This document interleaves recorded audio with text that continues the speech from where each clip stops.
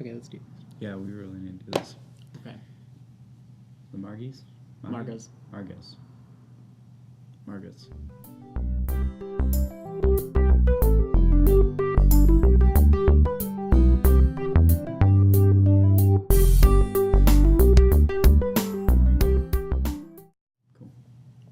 Cool. Hey everybody, welcome to Seriously Lighthearted Yoga. Hey everybody, welcome to Seriously Lighthearted Yoga. Today Kai is going to reiterate everything that I say. And enunciate better. Or he's not.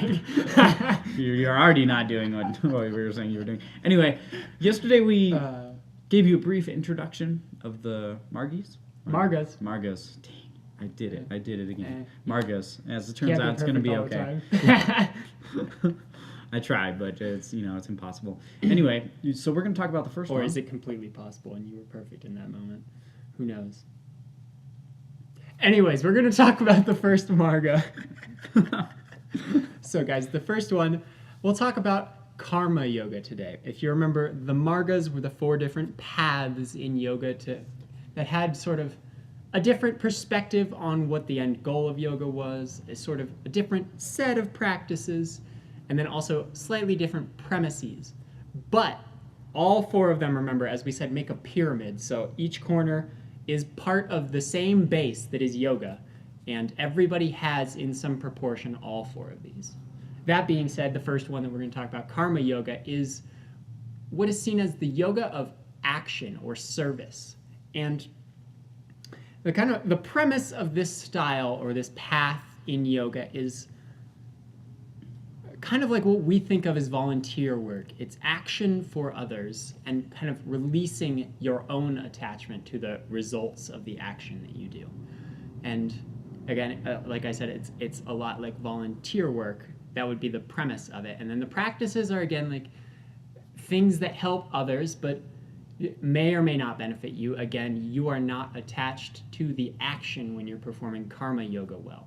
So you are acting for the benefit of others without any thought of how it's going to benefit yourself is what the practice of karma yoga is. And if you think about what the kind of perspective of, again, that enlightenment from the karmic yoga standpoint would be, you can think of it as being able to release yourself completely from the results of the action again. So it's recognizing that you do the action because other people need something or the world needs something from you, and you can feel that in you. And then you have no attachment to what results because of that. Mm-hmm. And that's kind of the perspective of enlightenment from the karma yoga standpoint. So if you were practicing pure karma yoga, that would be the direction you would be heading. That being said, as we said yesterday in the intro video, your yoga practice and your pathway to this precipice of enlightenment is going to encompass all 4 of these sides. It's going to encompass all 4 of these parts in varying degrees. So it's up to you to find how much of this karma yoga you are striving to achieve, and it can come on any sort of a scale.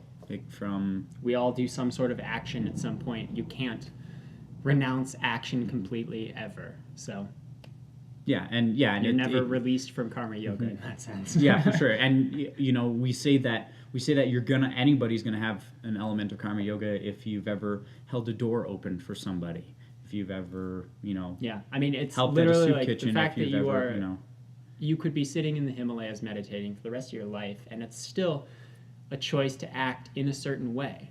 Mm-hmm. Even if you think I'm not doing anything, not acting at all, there is still an action being performed that you are an integral part of, and that is essentially the awareness that karma yoga gives you. Yeah, absolutely. So that's karma yoga in a kind of a nutshell, and sort of its own little piece. Let us know if you guys have any questions. Give somebody a high five. See where it falls in your yoga practice. Yeah. Just give it some thought. See where it falls in your yoga practice and the yoga practice that you are creating, and let it go from there. Let it be what it needs to be. See you guys.